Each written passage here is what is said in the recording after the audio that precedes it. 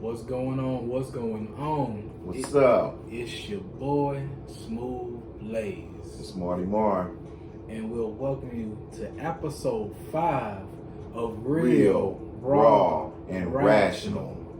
Man, we got some good stuff in store for y'all. This is going to be a clickbait for real. But anywho, please make sure you like, comment, and subscribe to our channel. Also, hit that notification bell and select all so you will not miss one video. Now, we're going to do it like we traditionally do it. Oh, yeah. We got to put some Jesus juice in here. Got to. So, we're going to have our inspirational piece, and my brother Marty Marr is going to bless us with this. All right. So, Joshua, the first chapter, we'll start with the 6th verse. Be strong and of a good courage, for unto this people shalt thou divide an inheritance the land which I swear unto their fathers to give them. Only be thou strong and very courageous, that thou mayest observe to do accordingly to all the law which Moses my servant commanded thee. Turn not from it to the right hand or to the left. And then I'll also read number 9. Have not I commanded thee, be strong and of a good courage, be not afraid, neither be thou dismayed, for the Lord thy God is with thee, whithersoever thou goest. So if you notice, God tells him this 3 times. Not once, not twice, but 3 times. And the reason why is because there's some things that are bigger than you that you're going to have to face in this life. But we have to also remember that God has some things for us in this life, and he's telling us to go get it. But you know what happens? We get afraid. We get fearful. We begin to doubt. Maybe I'm not qualified for that job. Maybe I'm not good enough for that position. And God keeps telling you, be strong and of a good courage. He keeps telling us this every day. Every day we wake up, he has something for us, but we don't go get it because of that doubt, because of that fear, because of that anxiety, because we start giving up hope. But we have to remember this, and we also have to tell other people when they're in that situation, be strong and of a good courage. Don't give up. Go get what's yours. Go get that job that he's promised you. Don't just sit there. Don't just be stagnant. But go get those things that he has in store for you. Go get those blessings that he has for you. Most definitely. Stop being fearful. Stop doubting yourself. Stop doubting God. And remember to be strong and be of a good courage, because it belongs to God. And because it belongs to God, he's trying to bless you with it. Remember that. All right, Bishop. Come on. But the word courage continuously sticks out in this. Definitely. And being courageous is not easy, and it's not popular. During times where you have to be courageous, you might have to stand by yourself. And people may not agree with what you're doing, but at the same time, if you have enough courage to stand on your own 2 feet, you got to realize God is right here with you. All the time. You know, even when you feel like you can't walk, he'll carry you through the trenches. Yes, he will. But at the end of the day, as long as you do what he say do, he will order your steps, and he will open up doors that slammed in your face. That's right. And sometimes we have to realize that being courageous could slam doors in our face, meaning that it was never meant for us to have that. That's true. So when something is bold and give rap for you, it's going to be easy to do. So connecting with people and always showing people kindness, respect, and love is irreplaceable. Definitely. So courage is essential, but at the same time, courage may cause you to stand by yourself even in the heat of battle. That's right, man. I felt that, man. Yeah. True that. Amen. Amen. And let the church say, amen, Amen. again. All right. All right, now we got the spiritual healing. let's get this financial healing. So, as I was researching, going through my daily thing on a weekly basis, I ran across a question that makes so much sense, and I never understood why this was never put, not only in the black community, but really in schools in general. It blows my mind because they teach us how to be employees, but not employers. That's right. But we don't know how to use this money. So, my question is, what's the real reason why financial literacy is not being taught? Man, that's a great question. And when we really think about this, because that's something that we rarely think about, that's why so many of us are in the situation that we're in, because we've only been open to learn what they've taught us, And I think that because of that, we are taught only what they want us to know, There are so many things out there that we truly have to learn outside of school, We just finished Black History Month. Right. Something that I've realized and that I've learned even back when I was in, say, high school, we had maybe one chapter on Black history. Right. One chapter. So there's so many things that I learned at home and that I learned at church that allowed me to understand the progress of Black people. And so that's the same thing when we think about finances, They don't want us to learn how to save money because they want us to spend our money. They don't want us to have the resources. They don't want us to have the businesses. So again, we also have to think about the government. That's who funds schools. And because they fund these schools, they want us to know what they want us to know.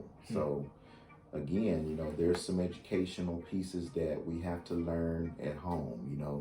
You have to take care of home first. We have to teach our children this. You have grandchildren. You have to teach your grandchildren financial literacy. And then also our churches, they need to find some way to incorporate a way to teach our young people how to save, how to invest. We have bankers in the church. We have teachers in the church. Right. Let's spread some of this knowledge to the people and to the children, to the even the adults. There's still adults that don't know how to save money. So we have to share this information. We can't depend on the schools to teach us everything that we need to know, especially public schools. So, most definitely. Yeah. Shoot, I went to a private school in high school, but it was all Black and Hispanic, and maybe a 2% white, few. But the thing is that I remember we had maybe one class where they talked about taxes, and it was something brief. It wasn't too much. It was brief, and I was like, cool. But the thing is what I've noticed is that other cultures or other races and ethnicities, they know what it is to save money and use it properly. Oh, yeah. While we sitting out here looking crazy, but I can't blame my parents or my parents before that, because at the end of the day, they were just trying to make some money and just survive. Yeah, definitely. When you're in survival mode versus living, that's a whole different ball game. So we know how to survive. We just don't know how to live. Yeah.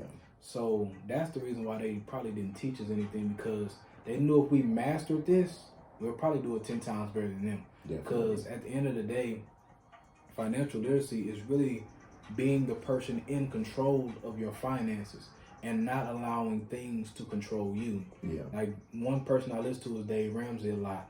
And Anthony O'Neill, he used to be on Dave Ramsey, but he dropped so many good jewels about getting out of debt, trying to put yourself in a position where you don't owe a soul. And we as our Black community have never felt that type of feeling, because we always saw, we got student loan debt, we got credit card debt, we got a mortgage we got to pay, we got this. There's so many things that's attacking us and eating away the money that we have that we just don't understand. And one thing that I did notice is that, for financial literacy purposes, how in the world will God bless us with more money, 50K, 60, 70, 80K, when we can't master 35? That's right, man. So if we were taught, that's one of the reasons why if we were taught to manage our money, we probably could elevate faster than what we think. Oh, yeah. So And I think another thing is that in church or, in our, religious beliefs, people look at people would have money as a negative. But imagine a person that have a great heart, a giving heart that's loving and compassion, and they have finances. Just imagine how far you can go in that aspect of it, where you can actually change major things in this world, Marty. Oh, yeah. So, something else I think about, too, is who do they put in to endorse most of these products that we blowing our money on? Come on now. Black people, man. They put these rappers, entertainers, that our young people will look at and say, I want that shirt because this person got that shirt. Right. I want those shoes because that person got those shoes. Mm-hmm. No, I can't be wearing last year's Jordans. I need the brand new ones. It's going to come out at $250. Them the ones I want, Mm-hmm.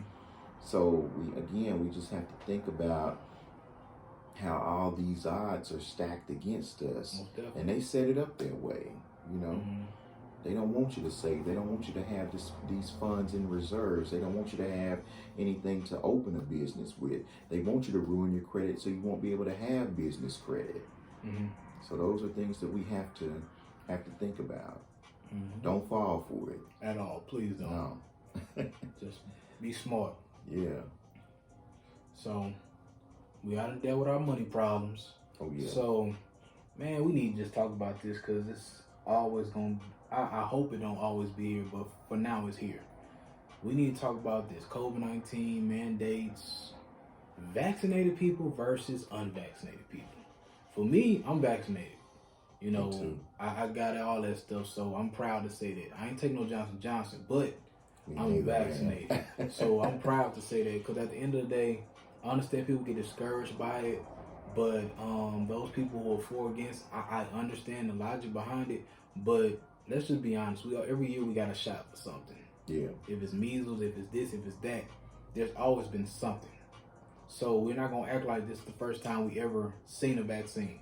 Not to say you crazy if you don't take it, but I'm just saying I'd rather be protected more versus not having anything to protect me at all. That's right, man.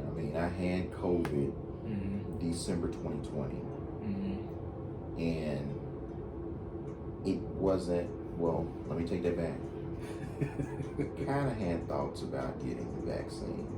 Mm-hmm. But then I thought about the kind of work I do. I'm always with the public. So right. I thought about, do I want to go through what I went through with COVID? Couldn't taste, couldn't smell, the headaches, the nausea, right. The chills, sweating. Do I want to go through that again?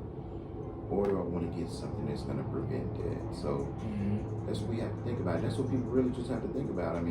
Because there's so many people that have died from this. Man. They have to think, do I want to possibly die, possibly get very sick, right. or do I want to take the chance on getting something that can prevent this from happening to me, Right. So to me, I had doubts about it. I'm not going to lie and say. I did too. I took it. I did. Honestly. It took me a few months, before I said, you know what, I'm just going to get it, Right. But, we just have to think smart, Since then, I haven't been sick, thank God, haven't had COVID again, thank God. But, again, it's up to each his own. You have to do what's best for you. But we also have to think about the people around us. We have to want to protect the people around us as well. We can't be selfish. Most definitely. Yeah. So since we're talking about vaccinated versus unvaccinated, how you feel about Kyrie Irving and his detriment to the Brooklyn Nets? Oh, man. I had to bring it up. Had to. Again, it's just kind of up to each his own. And I can understand people that say, I don't know what's in that stuff. I don't, Right. I can understand it probably this much, what they're saying, because I felt like that. I felt like, for a while, I felt like, I don't know what's in that stuff. Correct. This is something that they made up or fixed up real quick. There's so many different things online talking about what's in it. They putting a chip in you and all this different stuff, Right. There's so many myths out there about this vaccine, but You know, when it comes to Kyrie, I can understand where he's coming from. But at the same time, again, we just have to want to protect people around us, you know. And we also have to set an example, you know. This guy, he's the star of his team. One of the stars. That's KD's right. star. KD's the superstar. man. Yes. He's one of the stars of his team, and I mean, for him to come out like that, that puts doubt on the general public as well, because there's people, I mean, face it, there's people that look up to these celebrities, you know. Right. And if they say, if this person's not doing that, then why should I do it either? Right. I ain't gonna talk about Aaron Rodgers and his little stuff, but yeah, I mean, wrong for that. But yeah, I mean, he try to be intellectual. You know what I'm saying? Come on. But yeah, I mean, dang, I forgot about him. He did do that crap. Talking about he was man. But I'm talking about it. It's up to each his own. Do what's best for you, but remember, there's still people around you. You know, people in there. I've heard of people, and they've gotten their whole household sick. You know, just because they didn't get it. So the vaccine. So just you know, think about that. Most definitely. Yeah. Now, I feel like we're getting deeper into worse stuff, worse topics. It's gonna touch somebody's toes, and people gonna really be upset with this. But student loan forgiveness. Student loan forgiveness. And President Joe Biden's promises. So we gonna first talk. You want to first talk about how you can get student loan forgiveness on the good tip? Yeah, let's talk about how you can get it. I'm gonna tell y'all because I know about this. Come on. If you work in public service, you work for a government agency, for a state agency, if you're in the military, you can apply for public service loan forgiveness. Go onto your loan servicer's website, and you'll be able to find the form. You complete that form, and then you send that to your HR department, so that way they can verify your employment. If you have a good HR employment, they will send that on to your loan servicer to get processed. But some HR departments will send that back to you so you can send it to your loan servicer. That's some good knowledge right there. Now let's get into the bad stuff. Let's get to the business. Where is it? Where is the loan forgiveness? I'm still waiting. Facts. Where is it? So many people have not received it. Right. First you said you're going to start us off with 10. Yep. That was on your campaign trail. And then somebody said, what about 50? That's reasonable. Let me tell you what I've gotten. 0.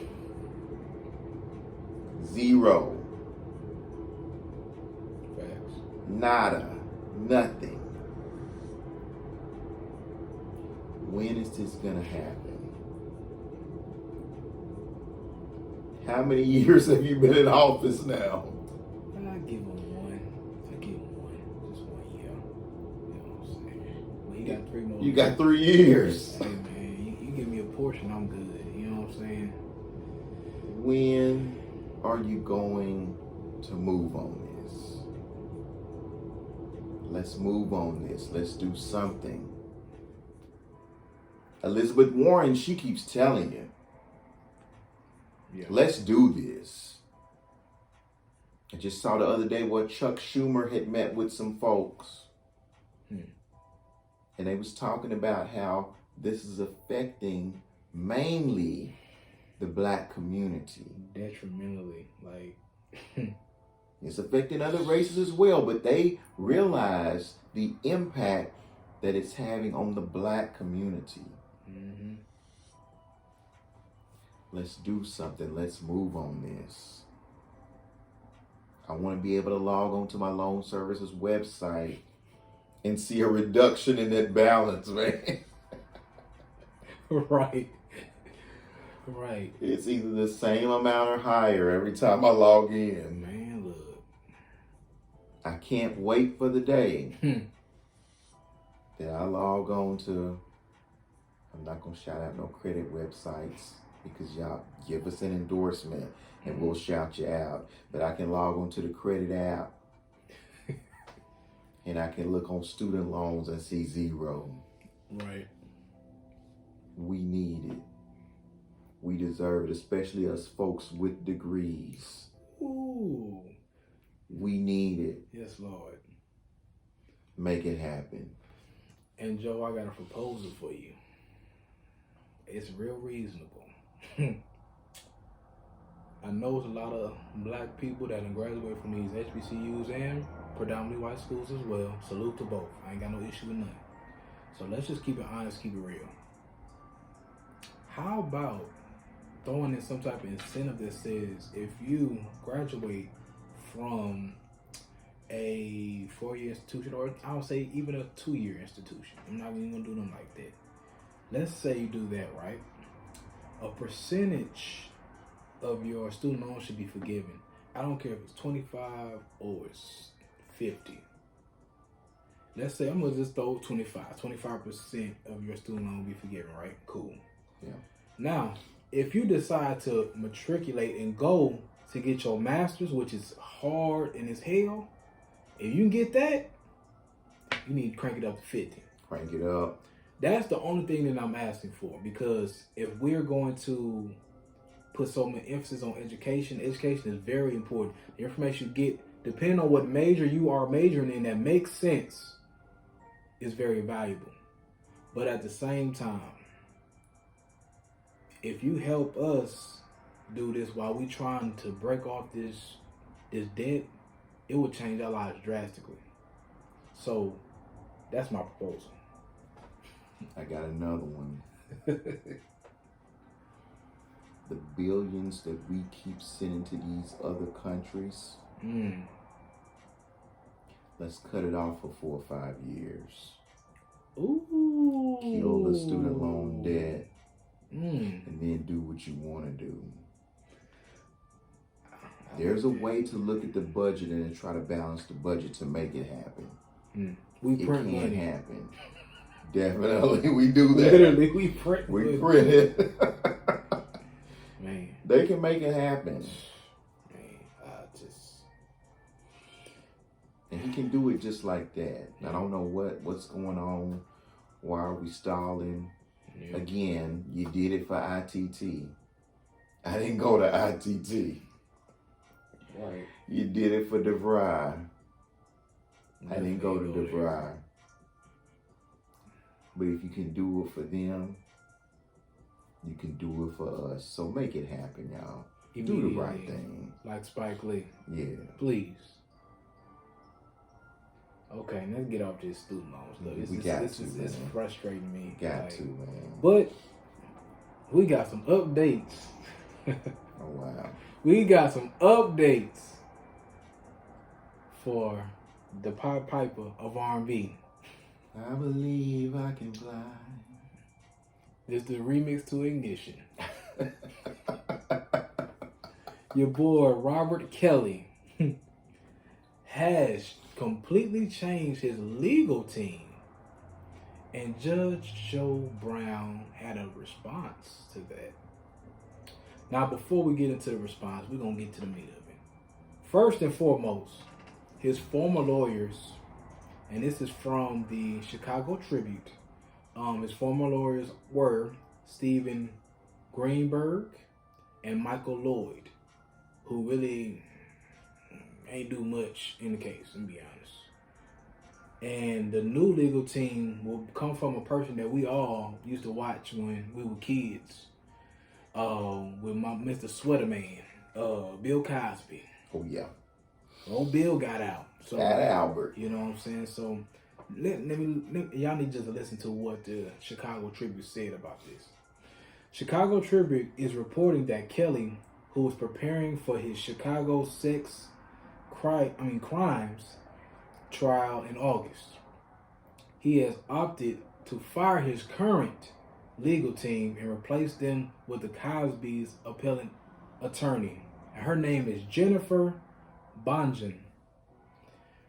Made headlines in Cosby's case when she was able to get him a guilty verdict overturned after the discovery of a non-prosecution deal that he signed in 2005, which prevented him from getting charged. So we all know about the case with all these women coming out alleging saying that he messed with underage women. Oh yeah. And I'm gonna say this honestly, if it's true, he deserved to be where he at. Just keeping it honest. But it's hard for me to 100% kill him for this because there's a lot of moving parts within this. Oh yeah. Where is the accountability for the parents?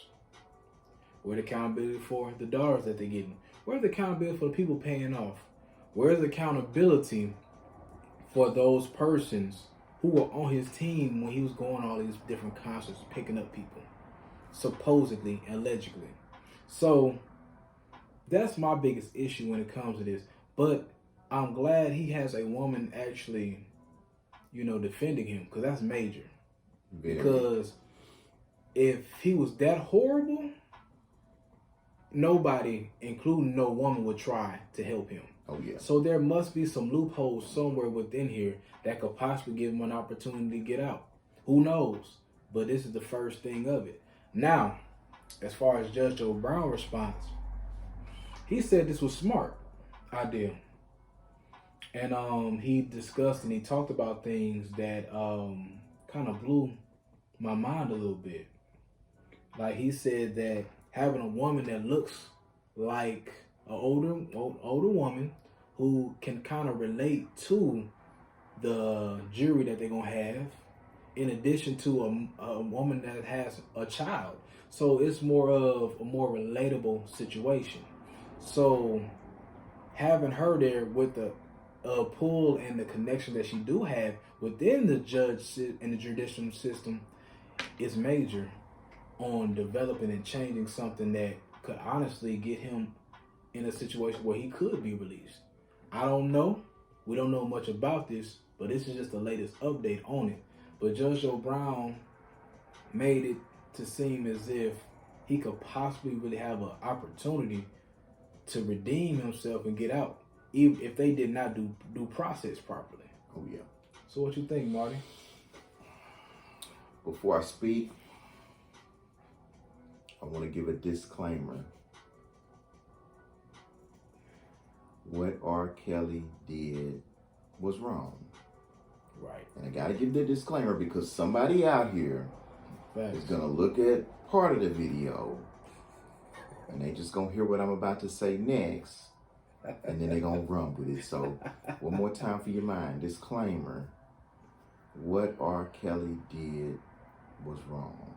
Mm-hmm. Now I'm going to speak. What R. Kelly did was wrong, but a lot of people profited from this. You got to ask yourself this question.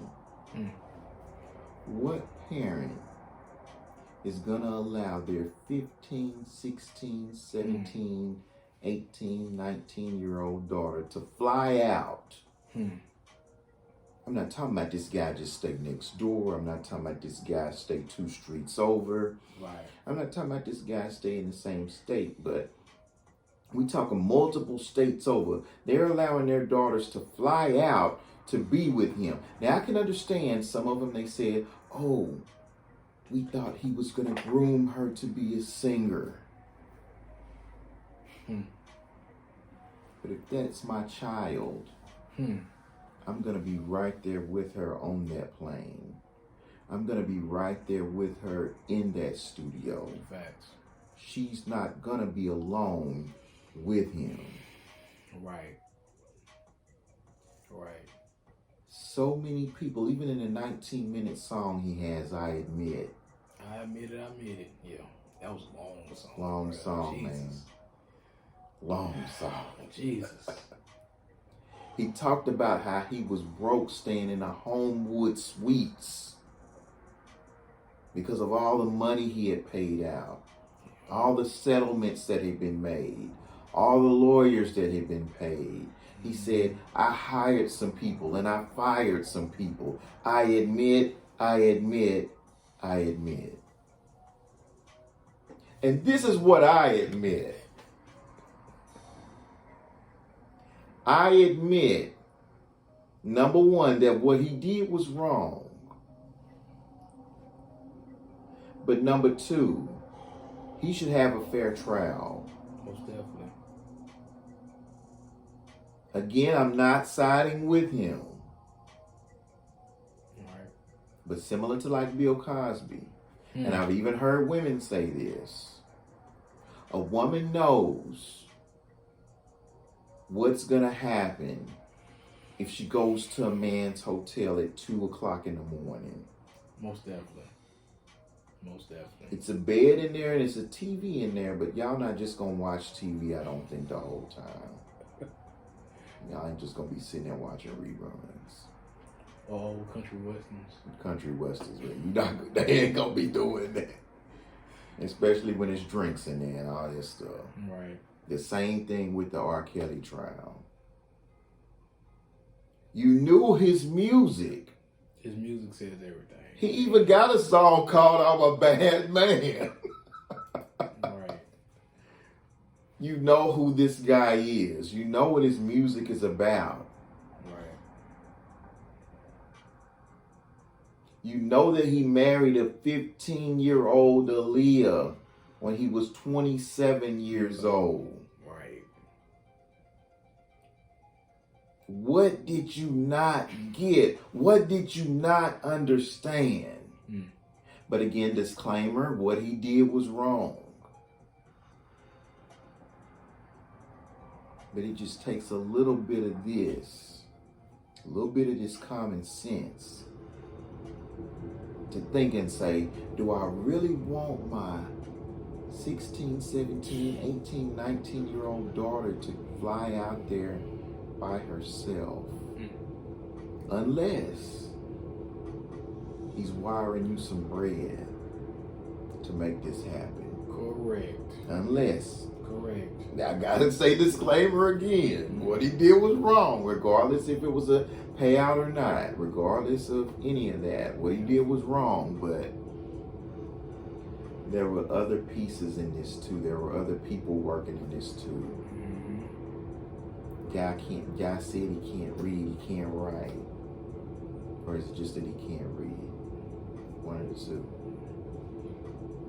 He said he can't do none of that, so who's booking these flights? My point exactly. Who's making these payments? Who's doing all this stuff? So if we gonna go after him, we gotta take the whole operation down. The whole operation. And it's not a one-man show. Definitely The not. only reason why he got singled out because he's a celebrity. Yeah. That's it.